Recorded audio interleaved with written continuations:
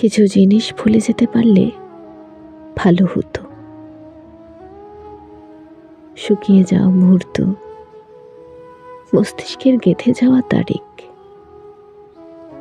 কয়েকটা ঘটনা, কিছু মানুষ, কথা না হয়ে জং ধরা ফোন নাম্বার, অডাকা ডাক নাম, তার প্রিয় রংটা কি, কি খেতে পছন্দ করত ইত্যাদি ভুলে গেলে ভালো হতো ভীষণ। কিন্তু ওই যে আমরা বেহায়া খুব,